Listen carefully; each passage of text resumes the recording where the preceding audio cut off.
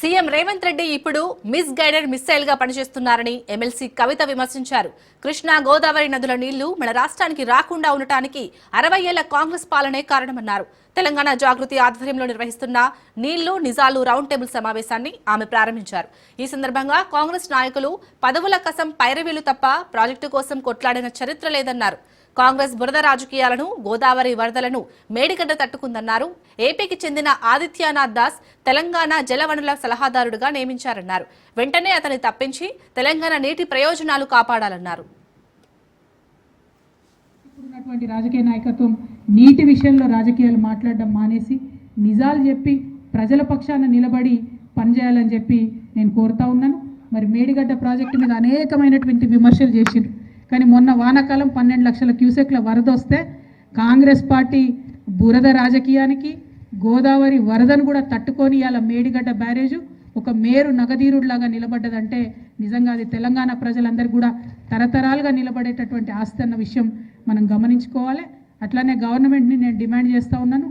కేసీఆర్ గారు ఆల్రెడీ పూర్తి చేసినటువంటి ప్రధాన ప్రాజెక్టులు కాళేశ్వరం కావచ్చు, చాలా మటుకు పనులు పూర్తయిపోయినాయి. పాలమూరు రంగారెడ్డి కావచ్చు, సీతారామ కావచ్చు, వీటన్నిటిని ఇంకా చిన్న చిన్న పనులు మిగిలిన అవి ఫినిష్ చేస్తే దాదాపు 35 లక్షల ఎకరాలకు నీళ్ళు వచ్చేటటువంటి పరిస్థితి ఉంటుంది. కాబట్టి ఆ తెలంగాణ సోయితో పరిపాలన చేయాలని చెప్పి నేను డిమాండ్ చేస్తూ ఉన్నాను. రాష్ట్రాల రాజకీయాలకు అతీతంగా రాష్ట్ర ప్రయోజనాలను కాపాడాలని చెప్పి కూడా ప్రభుత్వాన్ని నేను కోరుతా ఉన్నాను. ఇప్పుడు ప్రదర్శించాల్సింది రాజకీయ చతురత కాదు, సిల్లీ పాలిటిక్స్ కాదు. ఇప్పుడు నిజంగా కూడా ప్రదర్శించాల్సింది ఒక రాజనీతజ్ఞత అని చెప్పి నేను రిక్వెస్ట్ చేస్తూ ఉన్నాను. ఇప్పుడున్నటువంటి మన ముఖ్యమంత్రి గారు ఒక మిస్గైడెడ్ మిసైల్ లాగా పనిచేస్తూ ఉన్నారని చెప్పి నేను అనుకుంటా ఉన్నాను. ఎందుకంటే ఆయనకు శత్రువు కేసీఆర్ అనుకుంటున్నారు, ఆయనకు శత్రువు తెలంగాణ రైతులు అనుకుంటున్నారు. కానీ శత్రువులు వాళ్ళు కాదు, శత్రువులు మన నీటిని ఎత్తుకొని పోయేటటువంటి ఆంధ్ర పాలకులు. దాన్ని గమనించాలి.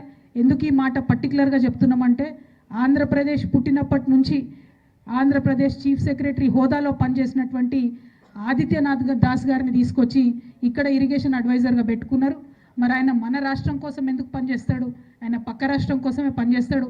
ఆయన మంచి ఆఫీసర్ కావచ్చు, కానీ మన ఆఫీసర్ కాదు. కాబట్టి ముఖ్యమంత్రి గారిని మేము డిమాండ్ చేస్తూ ఉన్నాము, ఖచ్చితంగా ఆదిత్యనాథ్ దాస్ గారిని బాధ్యతల నుంచి తప్పించాలి.